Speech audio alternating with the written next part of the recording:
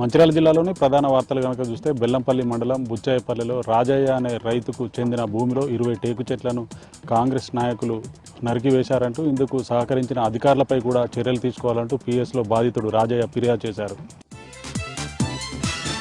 ఇక మిగతా వార్తల్లోకి వెళ్తే మంచిర్యాల జిల్లా కేంద్రంలోని ఐబీ చౌరస్తా వద్ద వామపక్షాలు ఆందోళన బాట పట్టాయి. పాలస్తీనా గాజాలపై ఇజ్రాయెల్ యుద్ధం ప్రారంభించి ఏడాది పూర్తయిన సందర్భంగా వెంటనే యుద్ధం ఆపాలంటూ నల్ల బ్యాడ్జీలు ధరించి ఇజ్రాయెల్ దేశ దిష్టిబొమ్మ దగ్ధం చేశారు వామపక్ష నాయకులు.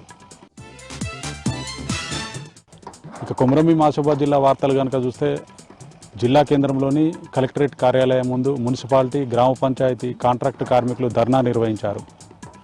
పెండింగ్లో ఉన్న తమ వేతనాలు చెల్లించాలంటూ కాంగ్రెస్ ప్రభుత్వం ఎన్నికల్లో హామీ ఇచ్చిన విధంగా తమ ఉద్యోగాలను పర్మనెంట్ చేయాలంటూ కార్మికులు డిమాండ్ చేశారు. కొమరంభీం ఆసిఫాబాద్ జిల్లా వాంకిడి మండలం నందుప, కాగజ్ నగర్ల మధ్య వంతెన నిర్మాణ పనులు నత్తనడకన కొనసాగుతుండడంతో అధికారులు, ప్రజాప్రతినిధులు ఎవరు కూడా పట్టించుకోవడం పట్ల సొంత డబ్బులతో చందా రూపంలో వసూలు చేసి అప్రోచ్ రోడ్డు నిర్మించుకున్నారు నందుప గ్రామస్తులు.